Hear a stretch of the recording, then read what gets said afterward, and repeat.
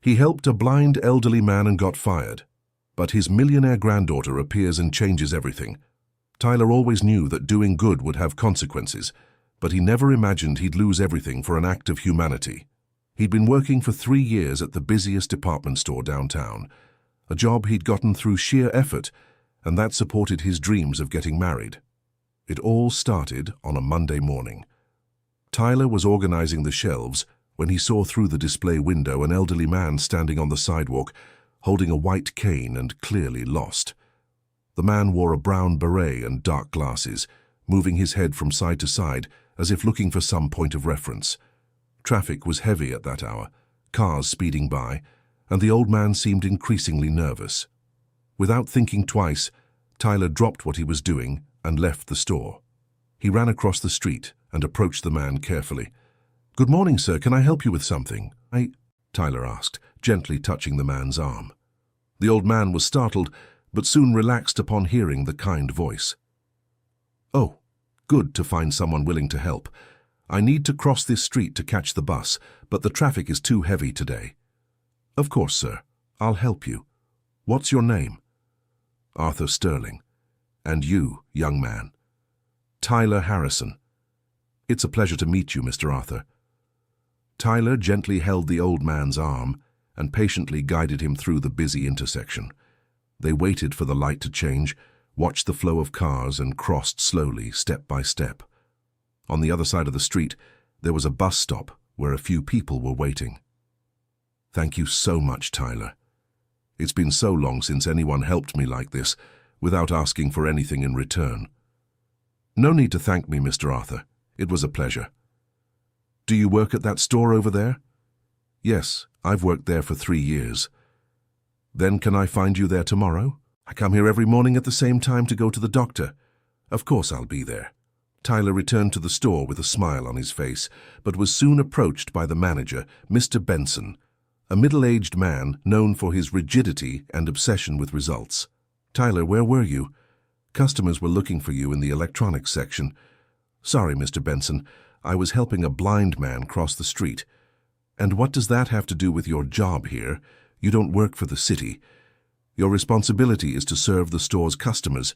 It was only a few minutes, sir. It won't happen again." "I certainly hope not. We're in a peak sales period, and I can't allow you to abandon your post for any reason." Dear listener, if you're enjoying the story, go ahead and leave a like and, most importantly, subscribe to the channel. It really helps those of us who are just starting out. Now, continuing.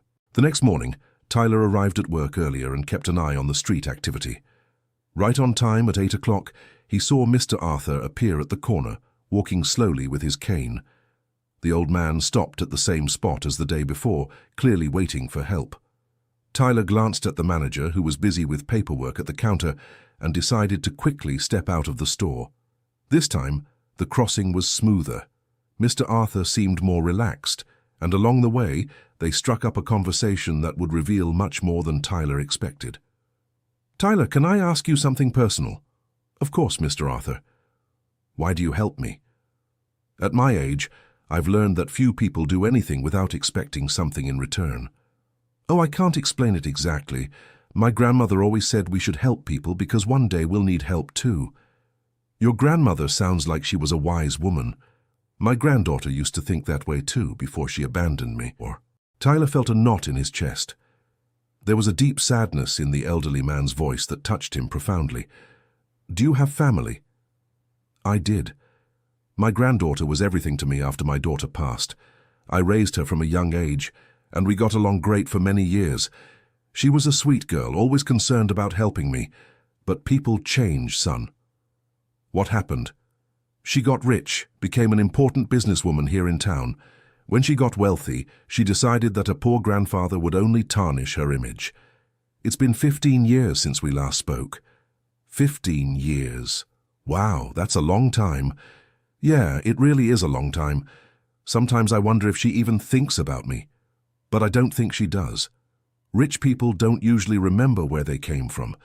They arrived at the bus stop, and Tyler helped Mr. Arthur get positioned in line.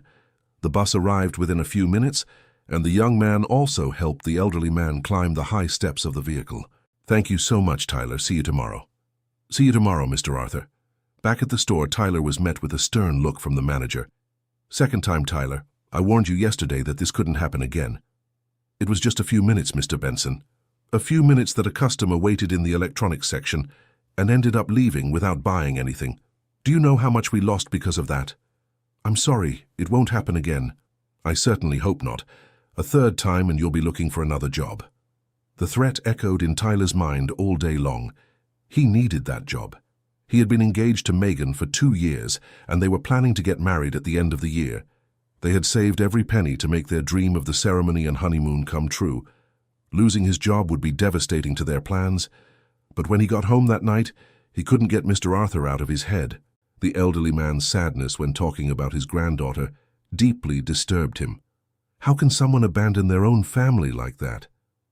Tyler tried to talk to Megan about it.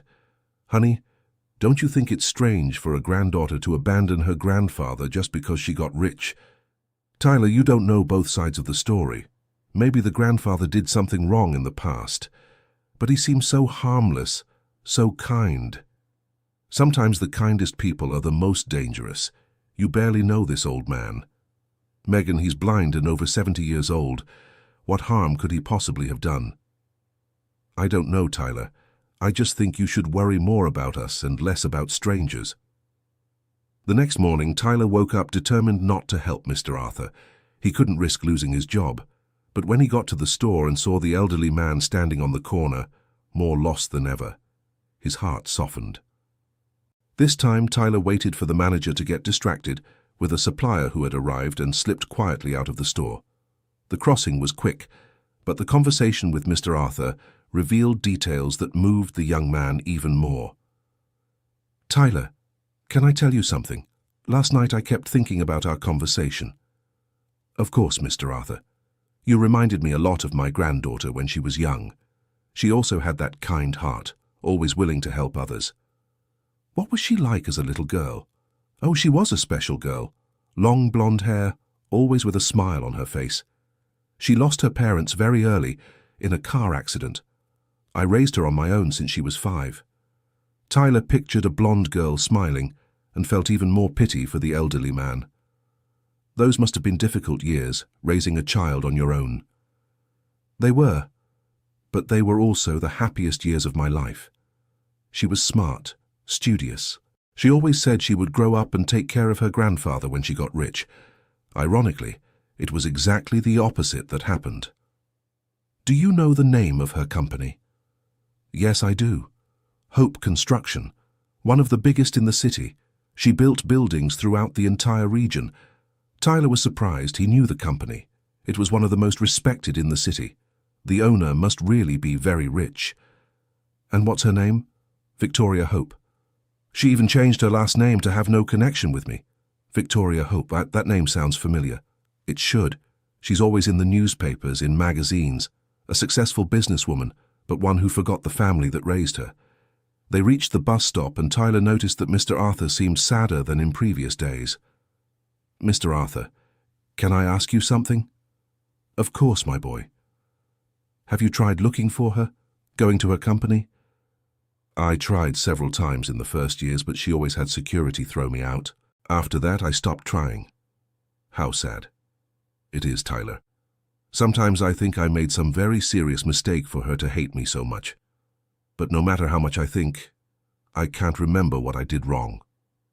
The bus arrived, and Tyler helped the old man board.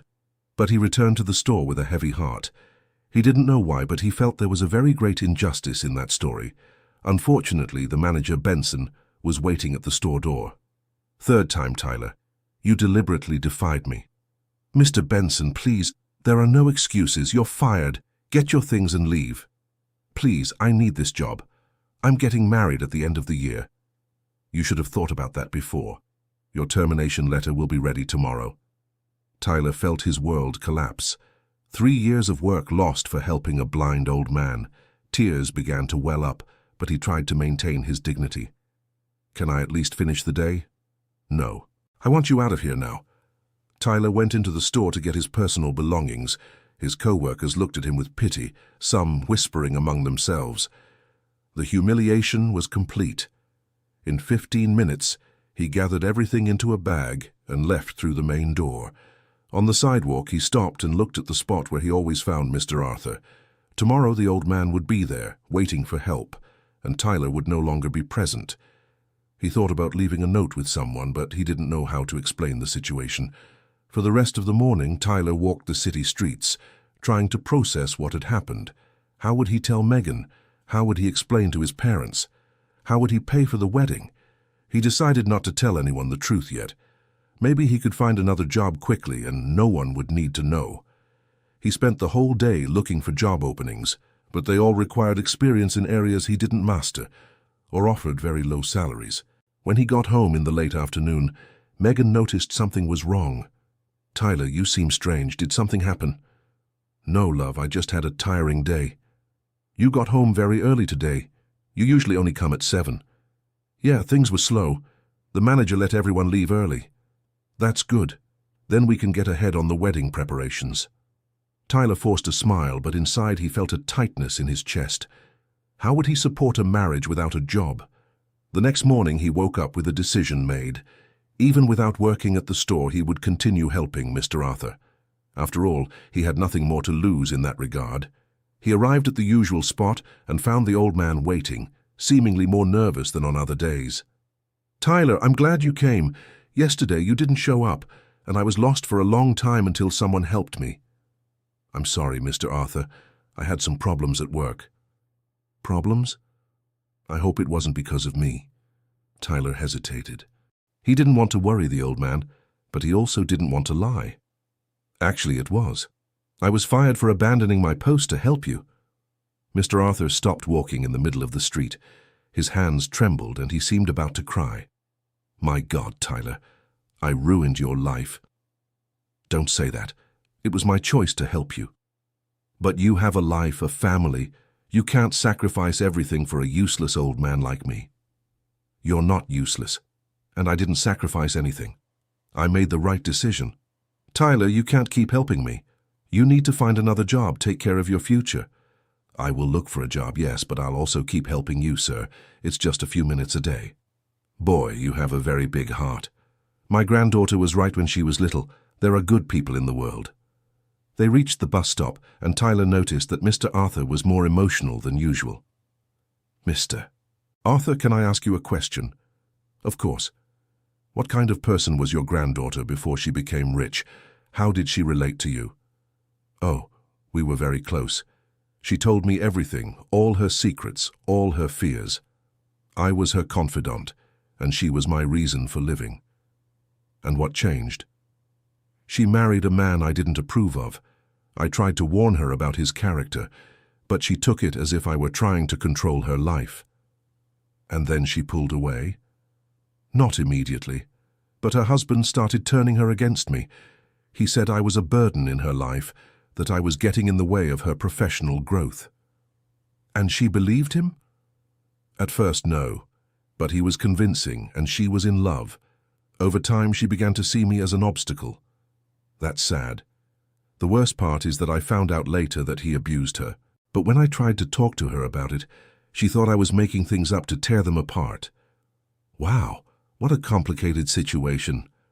"That's when she cut ties with me for good. She said I was a bitter old man who couldn't accept her happiness." "And the marriage?" "It only lasted 3 years. He left her when she actually became rich, taking half her money in the separation proceedings. But for me, it was already too late. She never wanted to talk again." Tyler was deeply moved by the story. There was so much suffering and misunderstanding in that situation. The bus arrived, and Tyler helped Mr. Arthur board. But he kept thinking about the conversation all day. Maybe there was a way to help reconcile grandfather and granddaughter. Over the next few days, Tyler kept his routine of helping the elderly man every morning. His savings in dollars were running out quickly, but he couldn't abandon Mr. Arthur. Megan began to get suspicious when she noticed that Tyler was leaving at the same time every morning. "Tyler, you didn't tell me you were fired. Why do you go out at the same time every day?" "How do you know I was fired?" "I ran into Rachel's mother at the supermarket. She works at the store and told me everything." Tyler sighed. The moment of truth had arrived. "It's true, love. I was fired a week ago. Why? And why didn't you tell me? I was fired for helping a blind old man cross the street every morning. I didn't tell you because I didn't want to worry you. Tyler, you lost your job to help a stranger. He's not a stranger. He's a very special old man who was abandoned by his family. And you're still helping him even though you're unemployed? I am. He needs me. Tyler, this is ridiculous. You have responsibilities to me, to us. How are we going to pay for the wedding? We'll figure it out. Figure it out how? It out. You're more worried about a complete stranger than about our family. That's not true. I just can't abandon Mr. Arthur.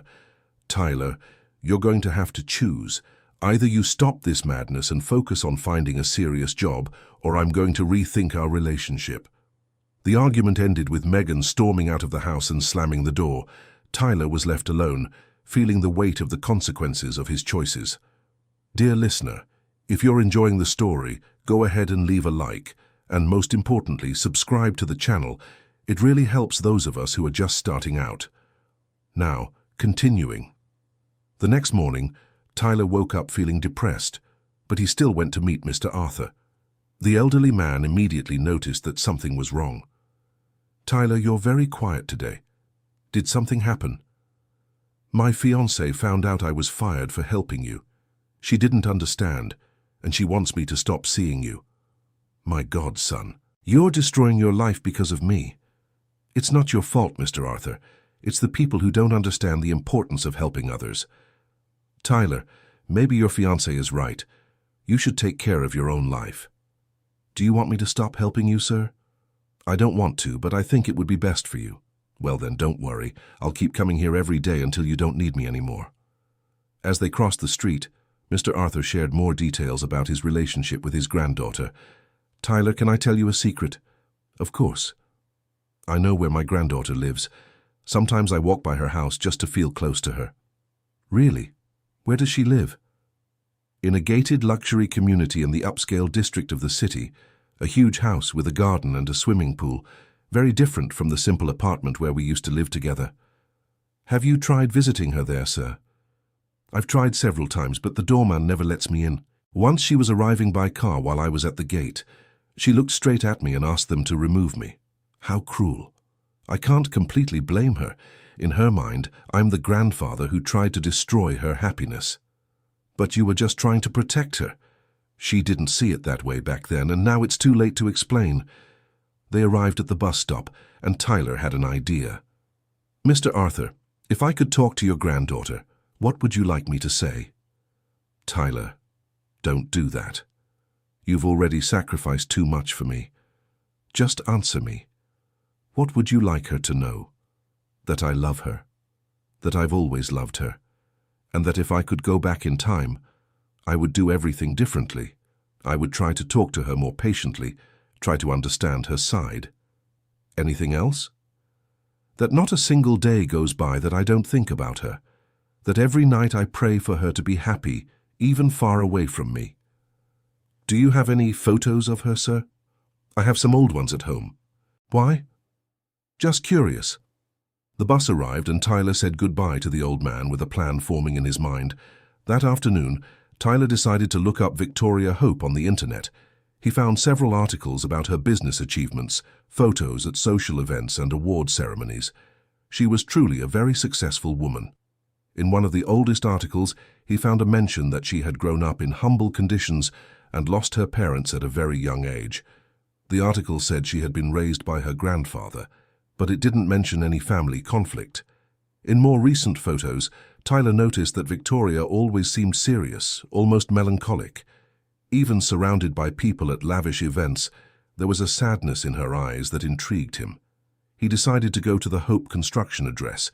The building was modern and imposing, located in the city's prime commercial district. At the reception, he asked to speak with Victoria, but he was obviously turned away. "I'm sorry, but Ms. Hope only sees people with prior appointments," the receptionist said. "It's about a very important personal matter." "Even so, you need to schedule an appointment. What is it about?" "It's about her grandfather." The receptionist seemed surprised. "Her grandfather, can you explain more?" I'd rather speak directly with her. Let me check if she can see you today, but I seriously doubt it. Her schedule is completely packed. The receptionist made a few phone calls, but returned with a refusal. I'm sorry, but she said she doesn't want to talk about family matters. Tyler left the building disappointed, but he didn't give up. Over the following days, he tried other approaches. He called the company several times, sent emails, but never got a response. Meanwhile, his financial situation was getting worse. He had found some job opportunities, but they all required hours that conflicted with his routine of helping Mr. Arthur.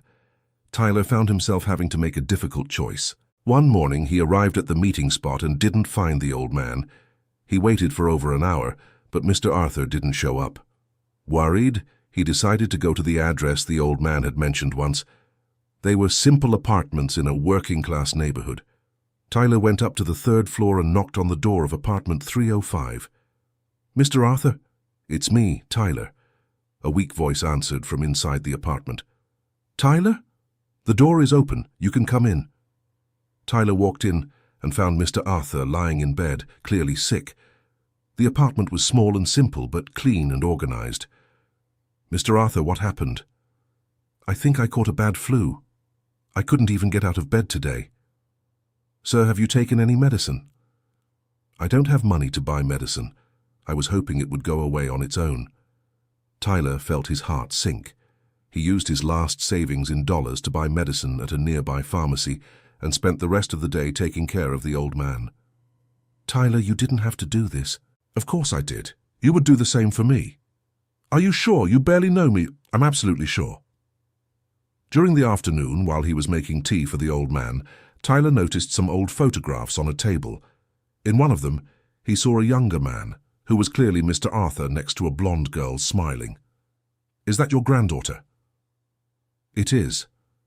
That photo was taken at her 15th birthday. It was one of the last parties we had together. Tyler studied the photo carefully. The girl in the picture seemed genuinely happy next to her grandfather. She seemed very close to you. She was. We were inseparable back then. She always said that when she grew up, she was going to take care of me the way I took care of her. What changed so much? Life, Tyler. Sometimes life changes people in ways we can't understand. Tyler spent the night at the apartment, taking care of the old man who had become like a grandfather to him. During the early morning hours, while Mr. Arthur slept, he reflected on the whole situation. He had lost his job, his fiancée was about to break up with him, his savings were gone, but he felt he was doing the right thing. There was something about that story that touched him deeply. The next morning, Mr. Arthur was feeling a little better, but still weak. Tyler, I need to tell you something important. Go ahead. Yesterday, while you were at the pharmacy, I kept thinking about this whole situation. You sacrificed everything to help a stranger. You're not a stranger. Technically, I am. And that got me thinking about my granddaughter. Maybe she has reasons I don't understand for having abandoned me. What was the last conversation you two had? It was terrible. She had been married for 2 years, and I found out her husband was hurting her. I tried to talk to her, but she thought I was making it up. How did you find out? She showed up here with a bruise on her arm. When I asked, she said she had fallen, but I knew my granddaughter. She was never clumsy. Then what? I started paying more attention. On the following visits, there was always some kind of injury. Once she showed up here crying, but when I asked what had happened, she made up some excuse about problems at work. Did you confront her husband? Not directly. I tried to talk to her about abusive relationships. I mentioned cases I had seen on TV. But she got angry and thought I was implying something about her marriage. What a difficult situation. The last straw was one night when she showed up here with a bruised lip. I couldn't take it anymore and told her directly that I thought her husband was hurting her. How did she react? She got furious. She said I was a possessive old man who couldn't stand to see her happy. She said I was making things up to destroy her marriage. Wow. She left here screaming that she never wanted to see me again, and she kept that promise. How sad. The worst part is that 3 years later they split up. I found out through the neighbors that it was a very difficult process for her. I really wanted to reach out to her back then, but I was afraid of being rejected again. And now she builds this wall around herself. Exactly. And I don't know how to tear it down. Tyler spent the whole day thinking about the story. There was so much suffering and misunderstanding on both sides. He decided he needed to try one last approach with Victoria. That afternoon, he returned to the Hope construction building. This time, he didn't ask to speak with Victoria directly. Instead, he handed a letter to the receptionist. The letter said, "Ma'am Victoria, my name is Tyler Harrison. I'm not a relative or an acquaintance of yours, but I met your grandfather a few weeks ago. He is a very special man who speaks of you with a lot of love and affection. I know you two have been estranged for many years, and I don't intend to meddle in family matters. I just wanted you to know that your grandfather is alone and sick, and that he loves you very much. If you'd like to talk to me about it, my number is 9999999. Respectfully, Tyler Harrison." Tyler left the letter at the front desk and went home, without much hope of receiving a response. 2 days later, his cell phone rang. It was an unknown number. "Hello? Tyler Harrison?" "Yes, it's me." "This is Victoria Hope. I received your letter." Tyler felt his heart race. "Ma'am Victoria, thank you for calling back. What exactly do you want?" Her voice was cold, almost hostile. "Nothing for me, ma'am. I just think the two of you are suffering unnecessarily. You don't know the story." "I know both sides. I know about the misunderstanding regarding your ex-husband." There was silence on the other end of the line. "What misunderstanding?" "Your grandfather found out he was hitting you. He tried to warn you, but you interpreted it as an attempt to control your life. My grandfather told you that."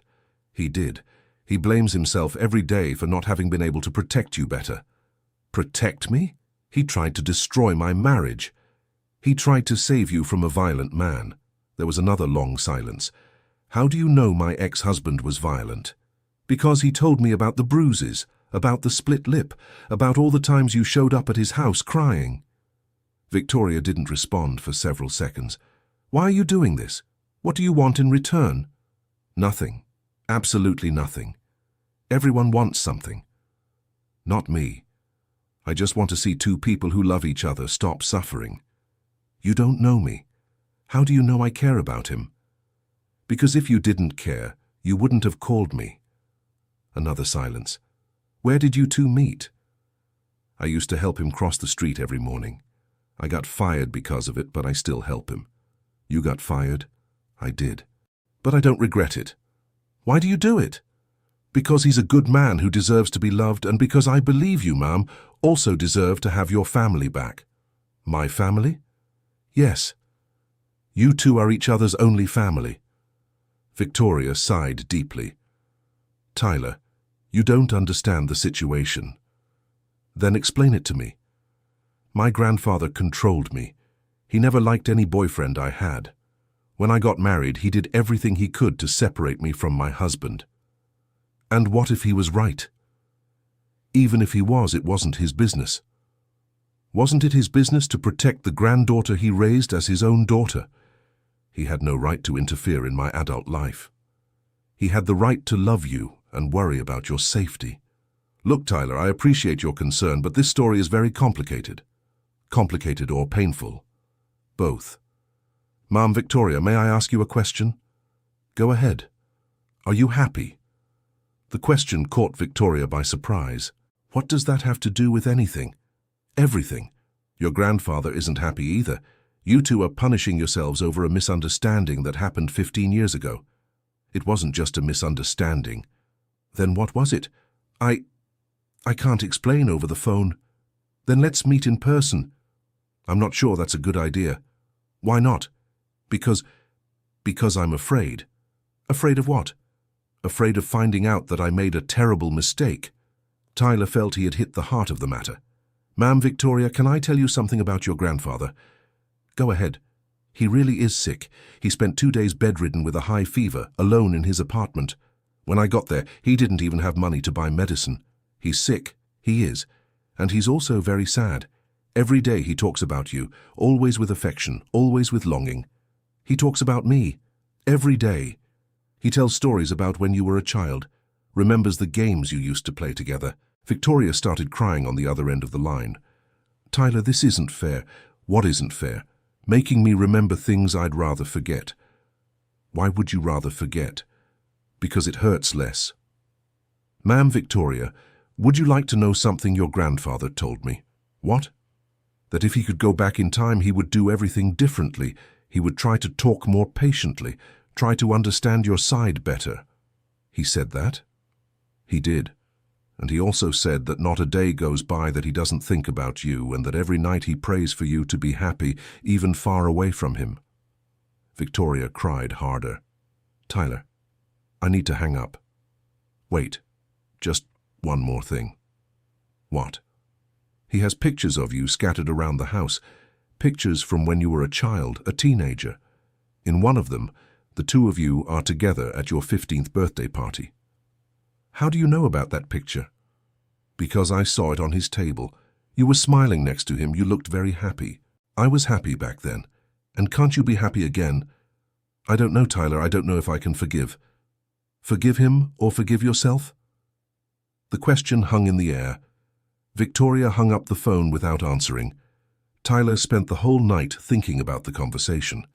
He had definitely planted a seed of doubt in Victoria's mind, but he didn't know if that would be enough. The next morning, he went back to Mr. Arthur's apartment to check on how he was doing. Good morning, Mr. Arthur. How are you feeling? Better, Tyler. Thank you for taking care of me. Don't mention it. I did what anyone would do. No, Tyler. Not just anyone would have done it.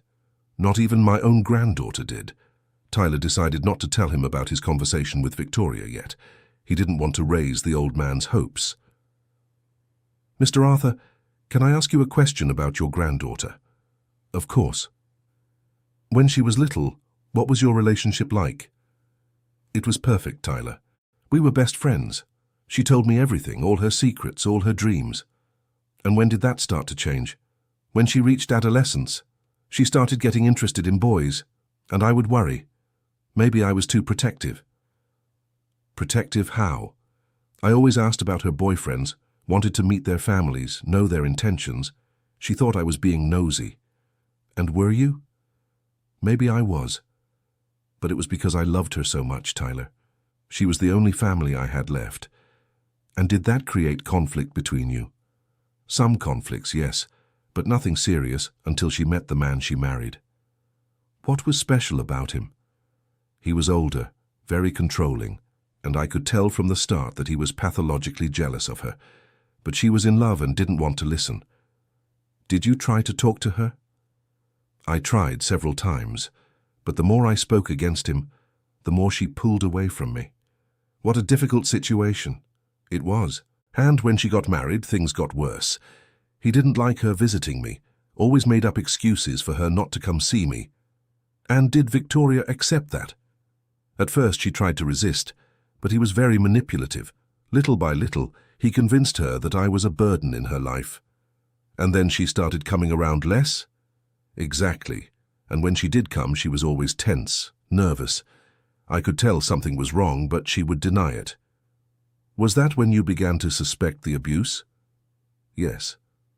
The signs were all there, but she wouldn't admit it. I felt helpless, Tyler. And when you tried to talk about it, she exploded. She said I was making things up because I couldn't accept her happiness. That was the last time we talked. Tyler was moved by the story. He could clearly see that there were two sides suffering from the same situation. Mr. Arthur, what if an opportunity came up to talk to her again? I don't know, Tyler. It's been so long, maybe it's too late. But what if it did?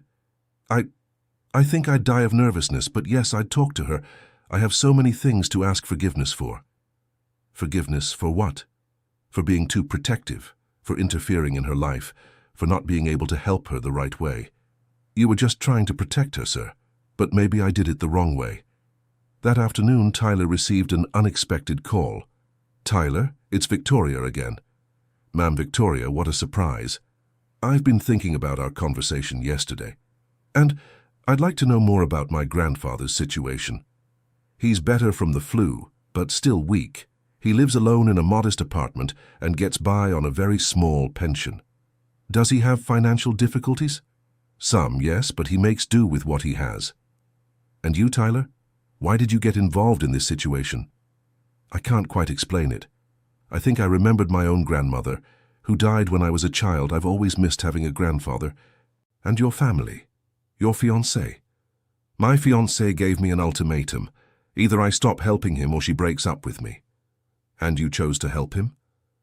I chose to do what I think is right.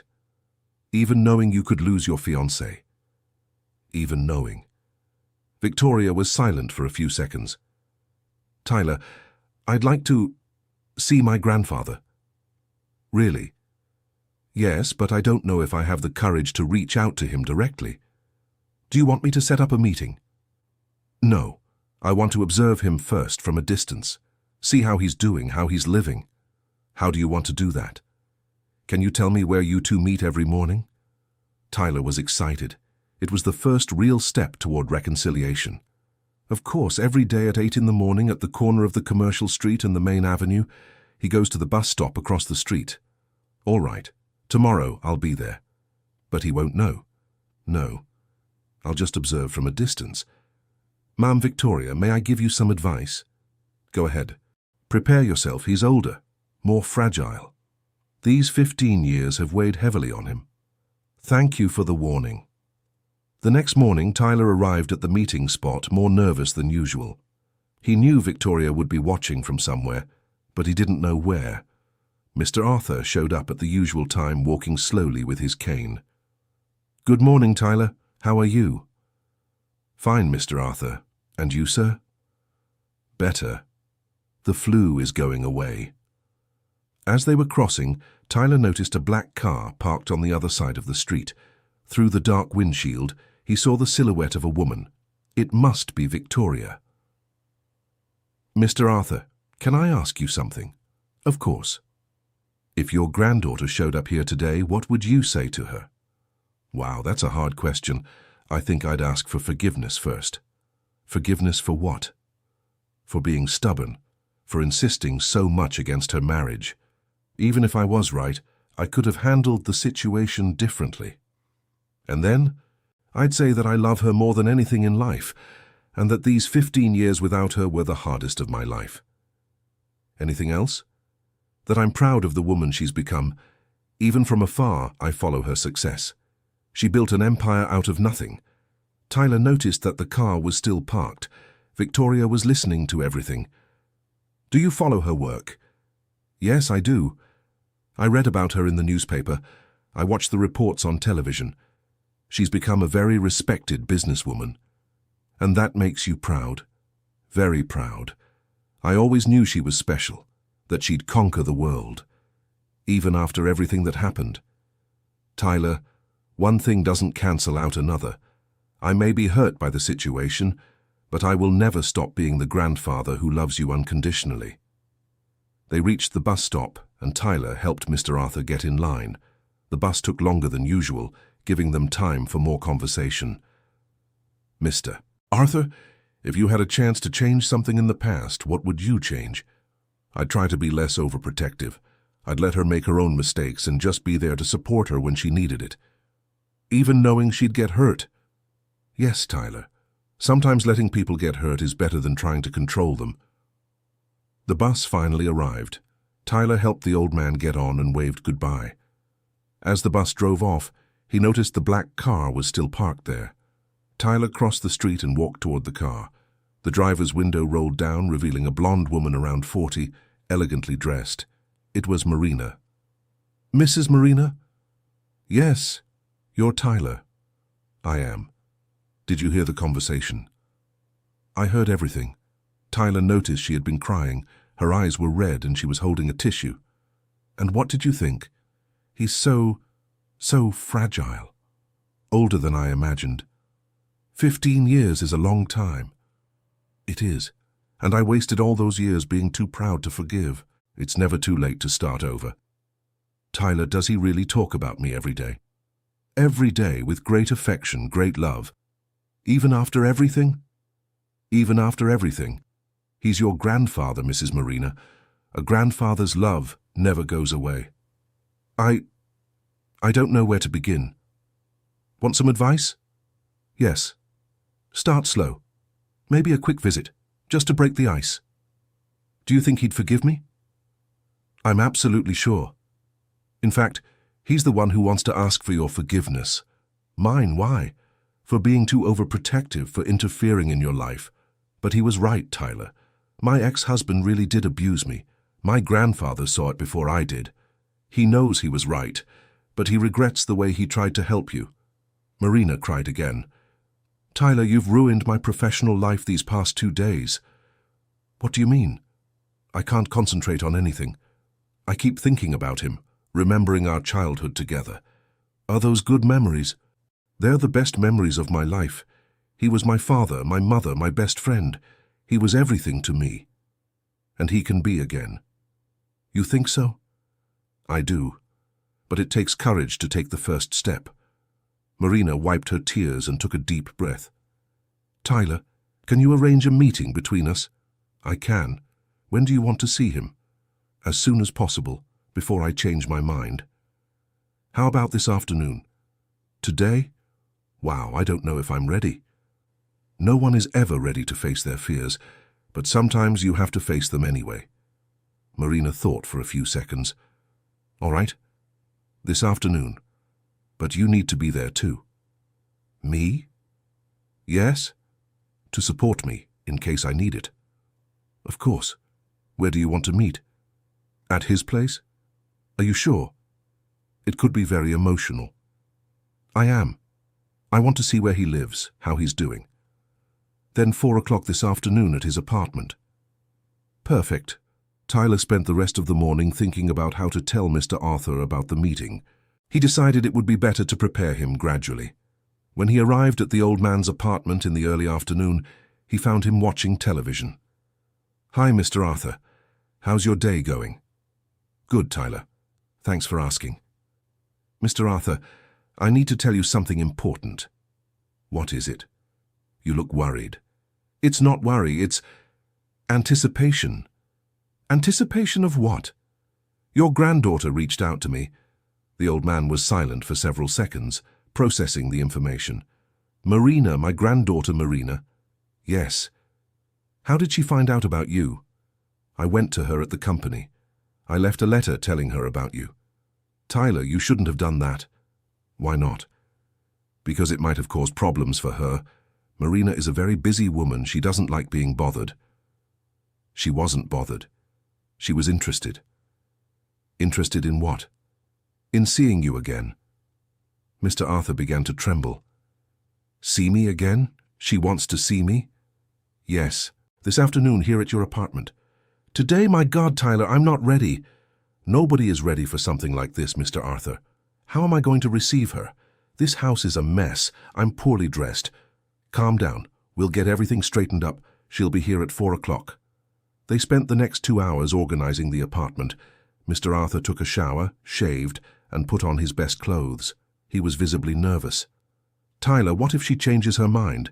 She won't. She's just as nervous as you are. What if the conversation doesn't go well? It will. You love each other.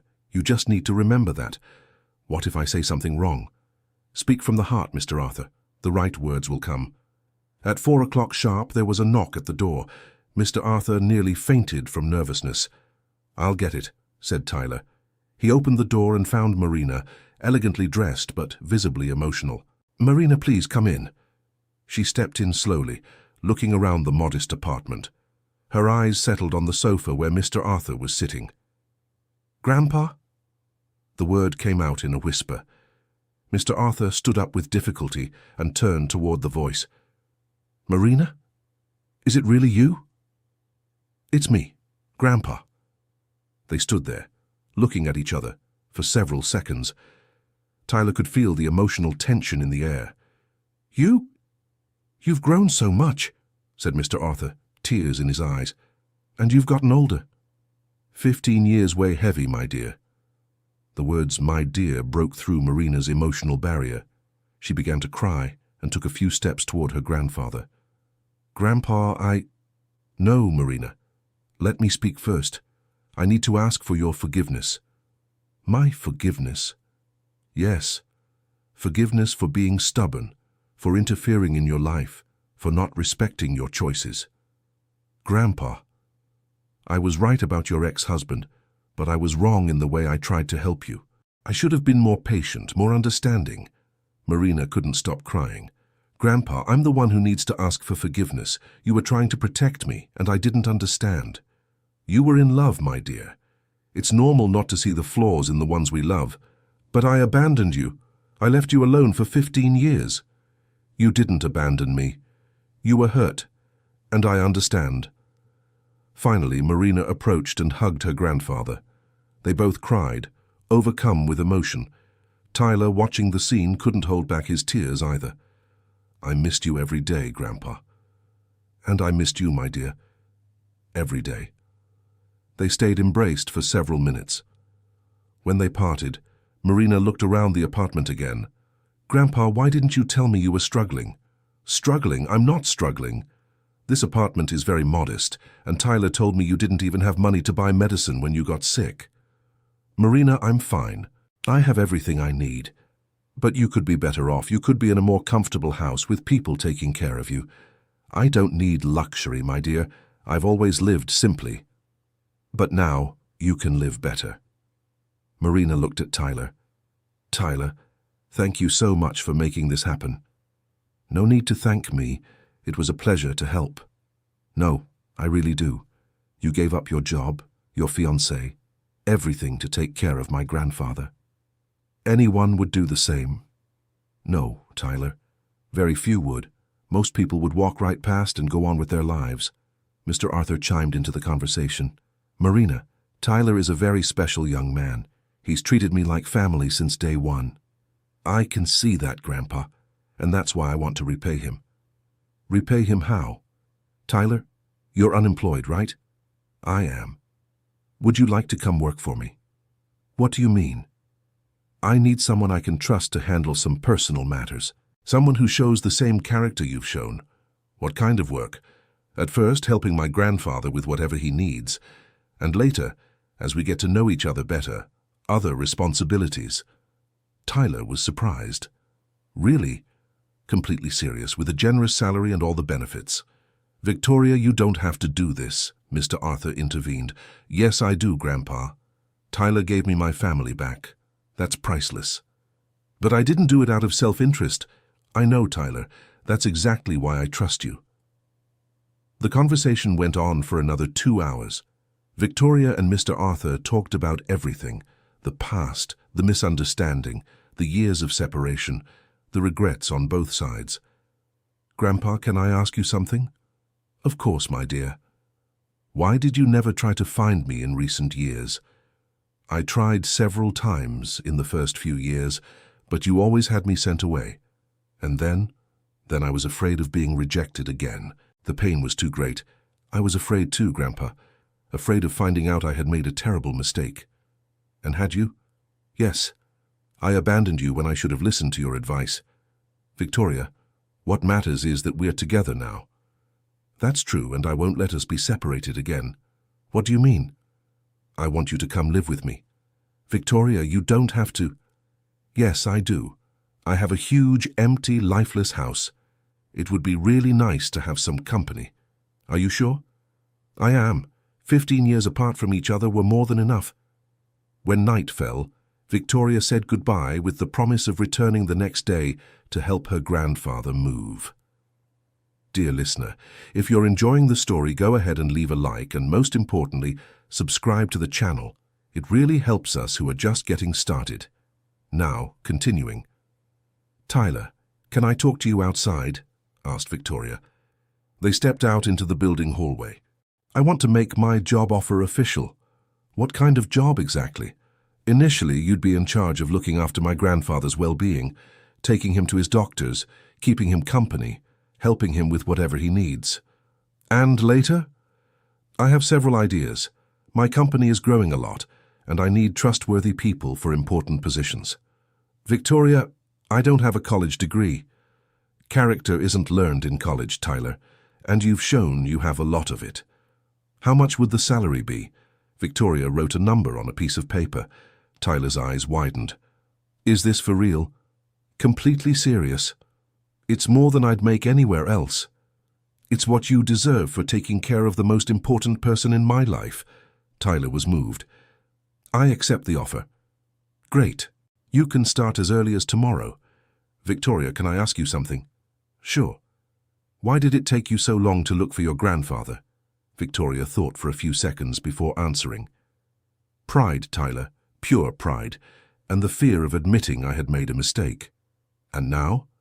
Now I understand that 15 years of pride aren't worth a single day with family."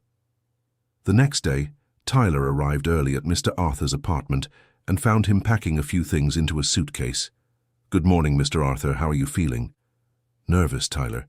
It's been so long since I've lived with anyone." "Everything will be fine. Victoria is very happy." "Do you think I did the right thing in accepting?" "I do. You two need to make up for lost time." "And you, Tyler, how are you feeling about the new job?" "I still can't believe this is happening." "Believe it. My granddaughter is a woman of her word." Victoria arrived around 10 o'clock, accompanied by a moving crew. "Good morning, Grandpa. Ready for the move?" "Ready, my dear." The move was quick. Mr. Arthur didn't have many belongings, just some clothes, books, and his granddaughter's photographs. Victoria's house was truly impressive. Located in a gated luxury community, it had 3 floors, a garden and a pool. But what caught Tyler's attention the most was how impersonal the house felt, almost lifeless. "Victoria, do you live here alone?" "I do. Since the separation, I prefer solitude. It must be very quiet, very, sometimes even scary." Mr. Arthur was settled into a room on the ground floor, specially prepared for him. The room had its own bathroom and direct access to the garden. "Grandpa, what do you think?" "It's perfect, Victoria. Thank you so much." "No need to thank me. This has always been your home too." During the first few days in the new house, the routine fell into place naturally. Tyler arrived every morning and spent the day with Mr. Arthur, helping him adjust to the new environment. Victoria, for her part, started spending more time at home. She had lunch with her grandfather whenever possible, and in the evenings the 3 of them talked in the living room. "Grandpa, can I tell you something?" "Of course, my dear." "For the last 15 years this house has never had any life. It was just a place to sleep." "And now?" "Now it's a home. It has conversations, laughter, company." "That's great to hear. Tyler, you're a part of that too. You brought life into our family." A few weeks went by, and the family dynamic was working perfectly. Mr. Arthur had regained his vitality, and Victoria was visibly happier. One evening, Victoria called Tyler aside for a private conversation. "Tyler, I'm impressed with your dedication to my grandfather. It's a pleasure taking care of him. But I want to expand your responsibilities." "How?" "I'd like you to start attending some company meetings with me." "Victoria, I don't know anything about construction." "You don't need to understand construction. You need to understand people, and that you understand very well." "I don't know if I'm qualified." "Tyler, you managed to bring together a family that had been apart for 15 years. If that isn't a qualification for dealing with people, I don't know what is." Tyler accepted the new responsibility and began accompanying Victoria to some meetings. To his surprise, he discovered he had a knack for understanding the human dynamics in business. At a meeting about a new development, a conflict arose with the local community. The residents were concerned about the environmental impact of the project. "Victoria, may I make a suggestion?" said Tyler during the meeting. "Of course." "What if we organized a meeting with the community to hear their concerns?" "We've tried that. They don't want to talk." "Maybe the approach is wrong. Instead of trying to convince them, what if we ask them what they need?" "What do you mean?" "Maybe we can turn the project into something good for everyone, include a recreational area for the community, a daycare, a community center." Victoria looked thoughtful. "That would increase the costs, but it would also increase the project's acceptance, and projects accepted by the community have fewer problems down the road." Victoria decided to try the approach Tyler suggested. To everyone's surprise, the community responded positively, and the project was approved with ease. "Tyler, where did you get that idea?" "From my grandfather.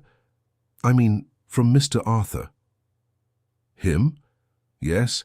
Yesterday we talked about the project and he said that when people feel heard, they're more willing to cooperate. My grandfather said that. He did. He has a lot of wisdom about life. That night, Victoria had a long conversation with her grandfather. Grandpa, Tyler told me you two talked about the company project. We did. Why? His suggestion, based on what you said, solved a problem I'd been trying to solve for months. That's wonderful, my dear. Grandpa, would you like to see the company? See it how? Go there, see how it works, meet the employees. You'd want me to go? I'd love it. I've always wanted to show you my work. The next day, Victoria took her grandfather to see Hope Construction. Mr. Arthur was impressed by the size and organization of the company. Victoria, I had no idea it was this big. Are you proud, sir? Very proud. You built all of this on your own. Not alone, Grandpa. With the foundation you gave me. During the visit, Mr. Arthur talked with several employees and gave some suggestions about client relationships. Your grandfather is very wise, one of the directors commented to Victoria. He is. I'm discovering that all over again. In the following months, Mr. Arthur began to informally take part in the company's strategies.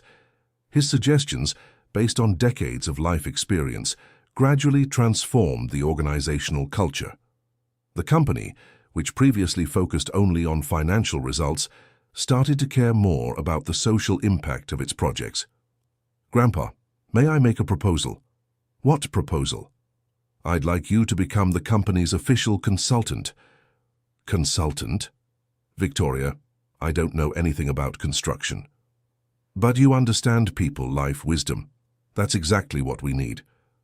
Are you sure? I am. And the employees love talking to you. Mr. Arthur accepted the proposal and became the human relations consultant for Hope Construction. His first project was to create a program for building relationships with local communities. Tyler, in turn, was promoted to Director of Social Responsibility. His responsibility was to ensure that all of the company's projects benefited the communities where they were built. Tyler, are you happy with the changes? Victoria asked one afternoon. Very happy. I never imagined my life would take this direction. And your ex-fiancée? Any contact? No. She moved on with her life. I hold no grudge. Don't you miss having a family of your own? I do. But now I understand that family isn't just about blood. You've become my family. I'm glad to hear that, Tyler. You're family to us too. 1 year after Victoria and Mr. Arthur were reunited, Hope Construction had become a benchmark in social responsibility. Projects that previously took years to be approved were now quickly accepted by the communities. Grandpa, you saved my company, Victoria said at an annual review meeting. What do you mean? In recent years, I was focused only on growing, on making money. I forgot that construction impacts people's lives. And now? Now we build not just buildings, but better communities. The company's transformation caught the media's attention. Several news stories highlighted the shift in focus at Hope Construction. In an interview, Victoria was asked what had motivated the change. It was my grandfather, she answered. He taught me that success isn't just money, it's the good we do for people. And how did your grandfather become involved with the company? Through a very special young man named Tyler, who sacrificed everything to take care of him when I wasn't there. The story generated public interest in the story of Tyler, Victoria, and Mr. Arthur. Several people reached out wanting to learn more details. Victoria, I think our story is inspiring other people, Tyler commented. It's true. I receive emails every day from people sharing similar stories. What kind of stories? Families separated by misunderstandings, people who help strangers, business owners, who changed their focus. Our story really is special. It is, Tyler. It started with a simple act of kindness and turned into a life lesson. 2 years after the reunion, Victoria decided to throw a party to celebrate. She invited all of the company's employees, clients, suppliers, and representatives from the communities benefited by the projects. This party celebrates 2 things, Victoria said in her opening speech: Reuniting with my grandfather and the transformation of our company, the party was a success. Mr. Arthur, now 75, was beaming, surrounded by people who respected and admired him. "Mr. Arthur, how are you feeling?" asked Tyler during the party. "Happy, Tyler. Happier than I ever imagined I could be again."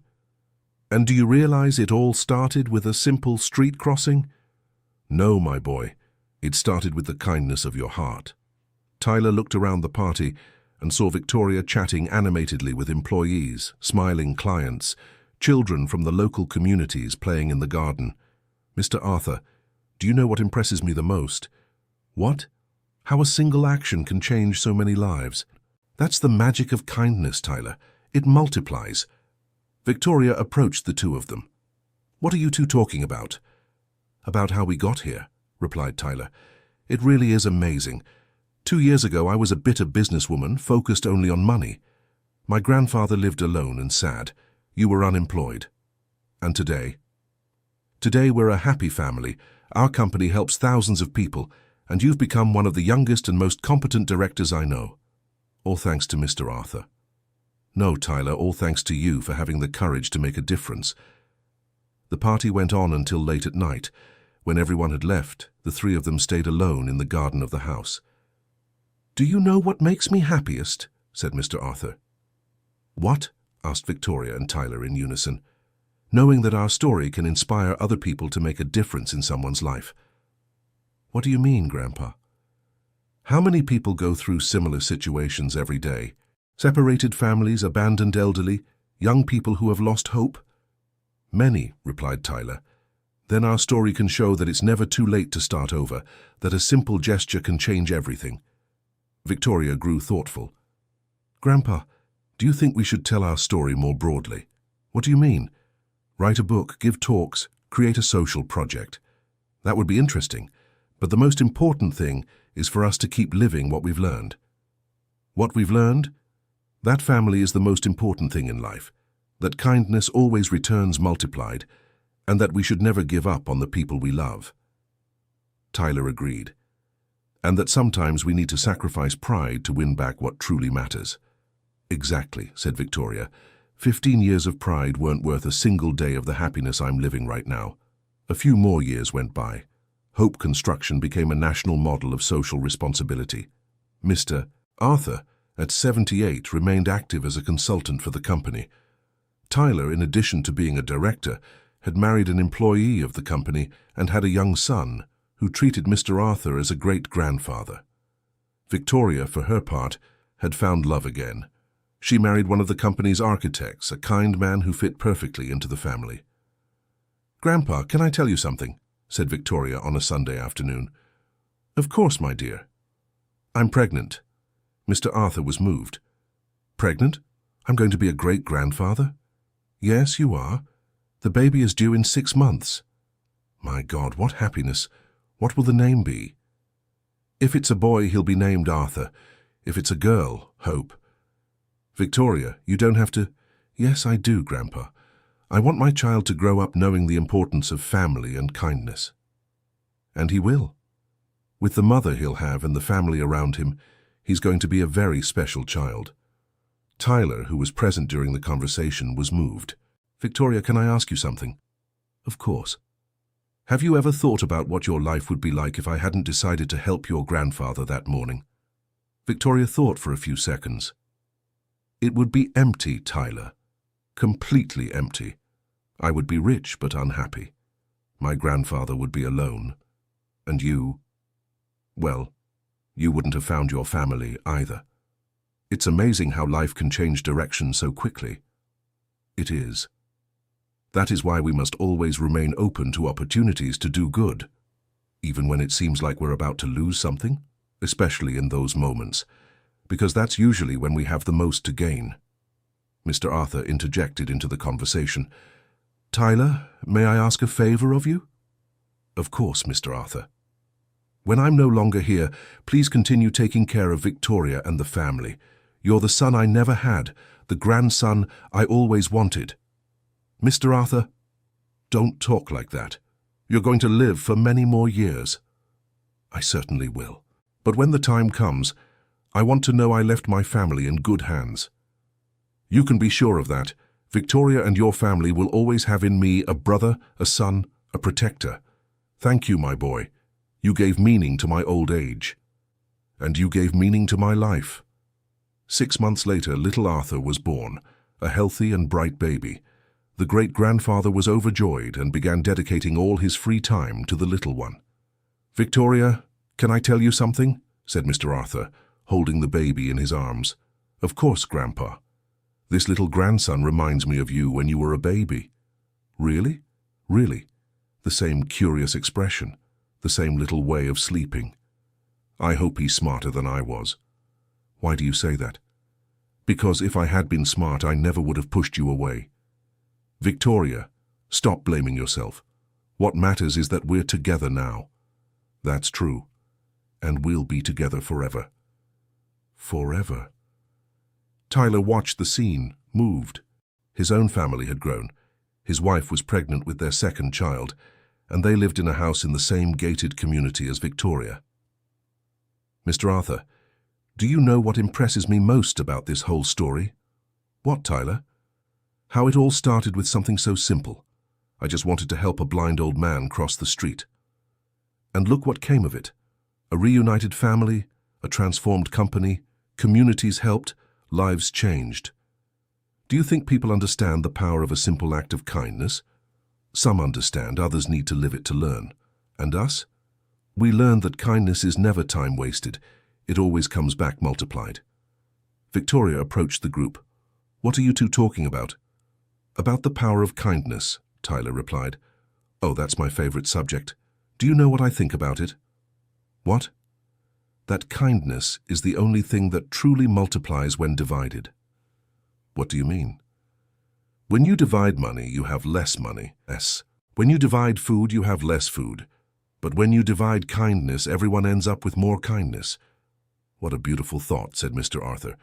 I learned it from you, Grandpa. No, my dear, you always knew that. You had just temporarily forgotten. Maybe so, but Tyler helped me remember. And you two taught me that family is the most important thing in life. 10 years had passed since that first meeting on the street. Hope Construction had become one of the largest companies in the country, but it kept its focus on social responsibility. Mr. Arthur, at 83, remained active and healthy, a beloved figure in the company and the community. Tyler had become a partner in the company and was responsible for social projects across the country. He had 3 children and a fulfilling family life. Victoria, a mother of 2, had perfectly balanced her professional and personal life. Her company was a national benchmark in sustainable and responsible construction. On a Monday morning, 10 years after that first street crossing, the 3 met at the very same spot where it all began. Do you know why I wanted to come here today? Tyler asked. Why? Victoria and Mr. Arthur replied. Because I wanted to thank this corner. This is where our lives changed forever. That's true, said Victoria. It feels like yesterday. To me, it feels like a lifetime, Mr. Arthur remarked. The happiest life I've ever lived. Mr. Arthur, do you regret anything? Only one thing, Tyler. What's that? For having taken 15 years to find my family again. But it wasn't you, sir, who took so long, said Victoria. I was the one who took a long time to accept my mistake. It no longer matters whose fault it was, said Tyler. What matters is that we're here, together, happy. Tyler is right, agreed Mr. Arthur. And do you know what makes me happiest? What? Knowing that our story inspired many other people to make a difference. It was true. In recent years, several people had sought out the company, telling how their story had inspired changes in their own lives. Do you remember the letter we received last week? Said Victoria. Which letter? Asked Tyler. From a 70-year-old lady who reconciled with her son after reading our story in the magazine. Oh yes, I remember. How touching. And the young man who started caring for his elderly neighbor. Yes. He said our story showed that small gestures can bring about big changes. That's what makes me most proud, said Mr. Arthur, knowing that our experience can help other families.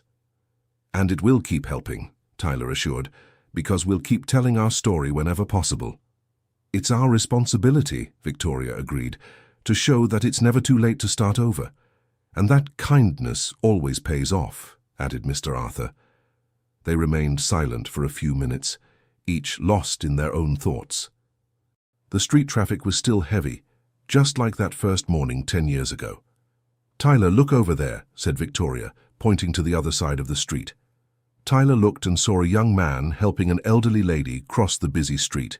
"Our story goes on," he said, moved. "And it will go on forever," replied Mr. Arthur, "because kindness is contagious." "Like a good virus," Victoria joked. "Exactly. A virus that heals instead of making people sick," added Tyler. They returned home with their hearts full of gratitude. That simple morning 10 years ago had turned into a lifetime of happiness, purpose, and love. At Victoria's house, they found the families gathered for a special lunch. Tyler's sons were playing with Victoria's sons in the garden, while their wives set the table. "What a beautiful scene," commented Mr. Arthur, watching the children play. "It's our family," said Victoria proudly. "Our big family," Tyler corrected. "United not by blood, but by love and gratitude." "Which is the strongest kind of family," said Mr. Arthur, "because it was chosen, not imposed." During lunch, the children asked again about the story of how everyone had met. It was a story they never tired of hearing. "Once upon a time," Tyler began, "a young man who worked in a store and every day saw a blind gentleman trying to cross a busy street." The children listened attentively, even though they already knew every detail of the story. For them it was a real adventure starring people they loved. "And the moral of the story is," Victoria said at the end, "that we should always help people," the children shouted in chorus. "Exactly," laughed Mr. Arthur, "and that kindness always returns multiplied." "Like you all multiplied," said Tyler's oldest daughter. "What do you mean?" asked Victoria. "Uncle Tyler helped Great-Grandpa Arthur, then you became family, then you had children, then the company grew, then you helped a lot of people. Everything multiplied." The adults were impressed by the child's observation. "This girl is going to be a philosopher," joked Mr. Arthur. "Or a businesswoman," said Victoria. "Or simply a good person," added Tyler, "which is the most important profession of all." In the afternoon, while the children napped, the three adults who had started that whole story gathered on the house's porch. "Can I make a confession?" said Victoria. "Of course," replied Tyler and Mr. Arthur. "Sometimes I wake up in the morning and think all of this was a dream." "A good dream or a bad one?" asked Tyler. "The best dream of my life. A life I didn't deserve, but that I received as a gift." "You deserved it, sweetheart," said Mr. Arthur. "You just needed to find your way back." "And Tyler was my GPS," laughed Victoria. "No, I wasn't," Tyler protested. "I was just a bridge between two people who already loved each other." "Be that as it may," said Mr. Arthur, "we are a grateful family. Grateful for having found one another, for having learned the value of forgiveness, for having discovered that kindness is never wasted. And grateful for having a beautiful story to tell," Victoria added. "A story that continues every day," said Tyler. "And it will continue for many generations," Mr. Arthur assured, looking at the children sleeping in the living room. At dusk, each family returned to their own home. Tyler said goodbye to Victoria and Mr. Arthur with his usual warm embrace. "Tyler," Mr. Arthur called before he left. "Yes?" "Thank you for giving me my family back." "Thank you for giving me a family, Mr. Arthur." "See you tomorrow?" "Of course, like every day for the next 50 years. "Deal." Tyler went home with a full heart. His wife was waiting for him at the door, holding their youngest son in her arms. "How was lunch?" she asked. "Perfect. As always when we're all together." "Do you regret anything, Tyler?" "Not anything, just one thing." "What?" "Not having helped Mr. Arthur a few years earlier. Imagine how much happy time we lost." "But you found each other at the right time. Maybe Victoria wasn't ready before." "Maybe. What matters is that we found each other." That night before going to sleep, Tyler looked out the window toward Victoria's house. The lights were still on, and he could imagine Victoria, Mr. Arthur, and the family talking in the living room. He thought about everything that had happened since that Monday morning, 10 years ago. A simple decision, helping a stranger, had changed not only his life but the lives of many people. He smiled, remembering the phrase Mr. Arthur always repeated, "Kindness is never wasted. It always comes back multiplied." And it truly had come back multiplied, in the form of family, career, purpose, love, happiness, and the certainty of making a difference in the world. Before falling asleep, Tyler made a silent promise. He would always remain attentive to opportunities to help other people, because he knew that somewhere there was someone in need of a bridge to reunite with their family, their happiness, or their life's purpose. And if he could be that bridge, as he had been for Victoria and Mr. Arthur, his life would have been worth it. In the house next door, Victoria was also looking out the window before going to sleep. She saw the lights of Tyler's house and felt immense gratitude for having found a brother at heart. "What are you thinking about?" her husband asked. "About how generous life is to those who do good." "What do you mean?" 10 years ago, I was a bitter woman, focused only on money. Today, I have a wonderful family, a company that makes a difference, and a beautiful story to tell. And it all started with Tyler helping your grandfather. Exactly. A simple gesture that changed everything. Do you think other people could have the same experience? I'm sure of it. The world is full of opportunities to make a difference. We just need the courage to act. Like you did. Like Tyler did. He made the hardest decision, sacrificing his own self-interest to help a stranger. And he gained an entire family. He did. And he taught all of us that kindness always pays off. In the next room, Mr. Arthur was also awake, reflecting on the past few years. At 83 years old, he felt like the happiest man in the world. 10 years ago, he was just a blind, lonely old man, abandoned by the only family he had left. Today, he was a great-grandfather, a consultant for a thriving company, and a respected figure in the community. But what made him happiest was knowing that his story with Victoria and Tyler was inspiring other people to make a difference in someone's life. He regularly received letters from people telling how their story had changed their perspectives on family, forgiveness, and kindness. A letter he had received the previous week had moved him particularly. It was from a 50-year-old man who had reconciled with his father after 20 years of separation. "Your story showed me that it's never too late to forgive," the man wrote. "I reached out to my father and discovered that he, just like Mr. Arthur, was only waiting for a chance to ask for forgiveness. Today we are a united family again." These letters proved that his experience had not been in vain, that the suffering of 15 years of separation had served some greater purpose. Mr. Arthur fell asleep with a smile on his face and a certainty in his heart. He had lived a life worth living, and the years he still had ahead of him would be dedicated to spreading the only message that truly mattered: love always wins. The next morning, the three met again for another day of working together. Hope Construction had become more than a company. It was a model of how businesses can be a force for good. "Good morning, family," said Tyler, arriving at the office. "Good morning," Victoria and Mr. Arthur replied in unison. "How are the Green Valley community projects going?" asked Mr. Arthur. "Very well," Tyler replied. "The daycare center is almost ready, and the square will be inaugurated next month." "That's great. The kids there deserve a proper space to play." "And the affordable apartments?" asked Victoria. "All sold. The families are very happy with the quality of the construction." "Excellent.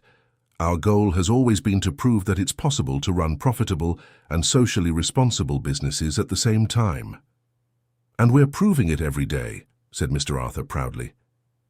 During the morning, they received a visit from a delegation of business people from another state, interested in learning about Hope Construction's business model. "How do you manage to maintain profitability while focusing so much on social responsibility?" asked one of the visitors. "That question is based on a false premise," Victoria replied. "We don't maintain profitability despite social responsibility, but because of it." "What do you mean?" "Projects that benefit communities face much less resistance, are approved more quickly, and generate far fewer problems down the road," Tyler explained. "That saves time and money." "Besides that," Mr. Arthur added, Employees who work at companies with a purpose are more motivated, more creative, and more loyal. And clients prefer to do business with companies that demonstrate values, Victoria added. It's not philanthropy, it's smart strategy. The visitors were impressed by the explanations and asked to see some of the company's projects. You can visit the Green Valley community, Tyler suggested. There you'll see in practice how a construction company can transform an entire region. The visit was a success. The business people returned to their state determined to implement similar changes in their own companies. One more seed planted, Mr. Arthur commented at the end of the day. What do you mean? Asked Victoria. Those business people will change their companies, which will impact other companies, which will transform other communities. Our story is multiplying. Like kindness, said Tyler. Exactly like kindness. That night, Victoria had an idea. Tyler, Grandpa, can I make a proposal? Of course, they replied. How about we write a book telling our story? A book? Asked Tyler, surprised. Yes. To reach more people, inspire more families, motivate more acts of kindness. That's a great idea, Mr. Arthur agreed. We have a beautiful story to tell. And an important message to convey, Tyler added. Then it's decided. We'll write our book. The following months were spent working on the book, recalling every detail of the story, from that first morning on the corner to the present day. The writing process was exciting. Each chapter brought back memories, feelings, and lessons from those transformative years. You know what impresses me most when I recall all of this? Victoria said during a writing session. What? Tyler and Mr. Arthur asked. How important every small decision was. If Tyler had chosen not to help me, if I had chosen not to answer the phone, if Grandpa had chosen to hide at home. The story would be completely different, Tyler finished. Or it wouldn't exist, Mr. Arthur added. Exactly. This shows how responsible we are for our choices, and how a single courageous choice can change everything, Tyler said. The book was released 2 years later, titled The Corner of Hope, a story of kindness, forgiveness, and love. It was an immediate success. I can't believe our book is #1 on the bestseller list, Victoria said, looking at the online sales. That's because it's a true and inspiring story, Mr. Arthur answered. And because it shows that everyone can make a difference, Tyler added. The lectures and interviews that followed the book's release allowed them to reach thousands of people with their message. At every event, they told their story and answered questions from the audience. The most common questions were, how do you find the courage to help strangers? How do you forgive past mistakes? How do you balance personal interests with social responsibility? Courage comes when we understand that we are all connected, Tyler always answered. When I help a stranger, I'm helping a brother I haven't met yet. Forgiveness isn't a favor we do for others, Victoria would add. It's a gift we give ourselves. Holding a grudge only hurts the one who holds it. And social responsibility isn't opposed to personal interests, Mr. Arthur would conclude. It's the smartest way to achieve lasting success. 5 years after the book's release, they had inspired the creation of hundreds of social projects across the country. Companies changed their focus, families reconciled, people began helping strangers. You know what I'm most proud of, Mr. Arthur said on a Sunday afternoon, surrounded by children, grandchildren, and great-grandchildren. What, Grandpa? Victoria asked. It's not the book's success, nor the lectures, nor the awards we received. Then what is it? Tyler asked.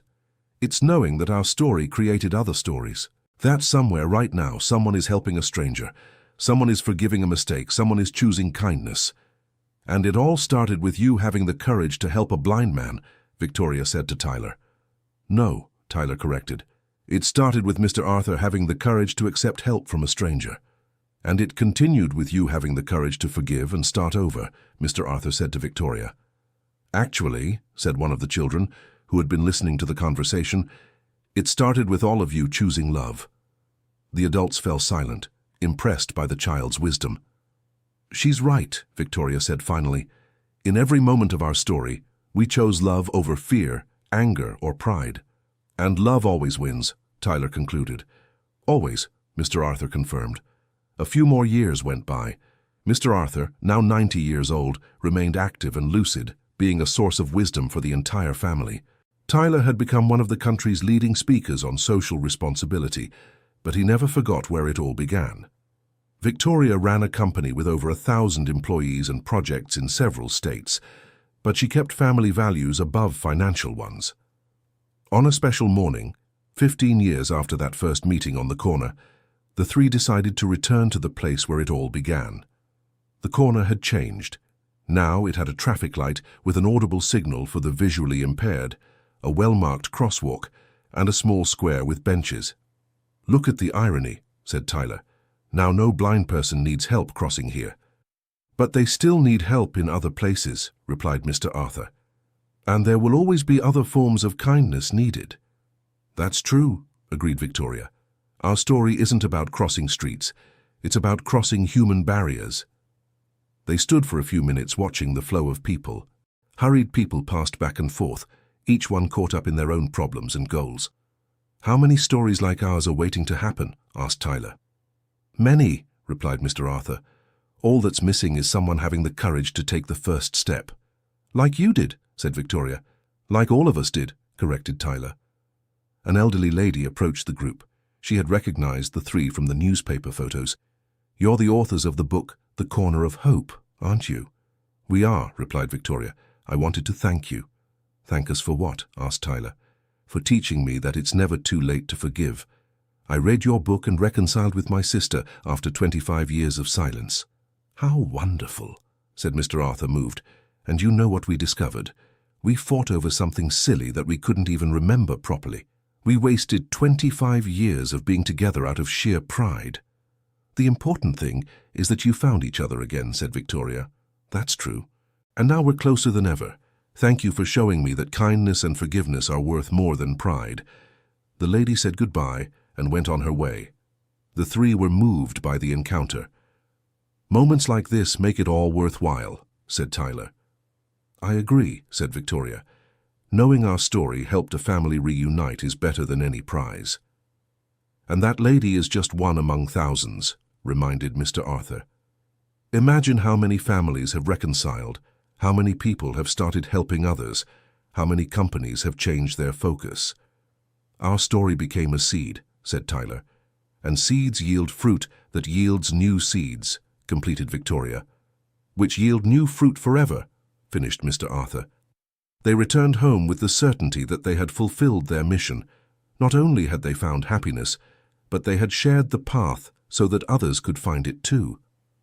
That night, the three gathered for one last conversation about their incredible journey. "If we could go back in time," asked Victoria, "would you change anything?" "Nothing," replied Tyler immediately.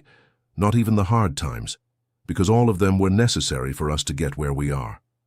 "I agree," said Mr. Arthur. "Even the 15 years of separation were important. They taught us the value of what we had lost." "And they taught me humility," added Victoria. "I spent 15 years thinking I was right.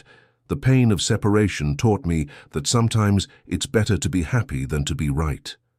"What a beautiful lesson," said Tyler. "And you? What did you learn that was most important?" asked Victoria. "That family isn't just blood," replied Tyler. "It's choice, it's care, it's unconditional love." "And that kindness is never wasted," said Mr. Arthur. "It always comes back multiplied, even if it takes years to return." "And that it's never too late to start over," completed Victoria. "As long as there's life, there's hope for change." They sat in silence for a few minutes, each lost in their own reflections about that extraordinary journey. "You know what makes me happiest?" said Mr. Arthur, breaking the silence. "What?" asked Victoria and Tyler. "It's just that our story has no end. Each person it inspires creates a new story, which inspires other people, who create more stories." "Like ripples on a lake," said Victoria. "Exactly. We threw a stone into the water 15 years ago, and the ripples are still spreading." "And they'll keep spreading for generations," said Tyler. "That's the true immortality," mused Mr. Arthur. "It's not living forever. It's leaving a legacy of love that lives on forever." "And we did," said Victoria proudly. "We sure did," confirmed Tyler. When they said goodbye that night, They knew it was more than a "see you tomorrow." It was a celebration of a life well lived, of a story well told, and of a love that multiplied infinitely. End of story. This was a fictional story created to touch our hearts. Now tell us what you thought. Do you believe that a simple act of kindness can transform so many lives? Tell us your opinion in the comments, leave your like, and subscribe to the channel so you don't miss other emotional stories that bring hope to your heart.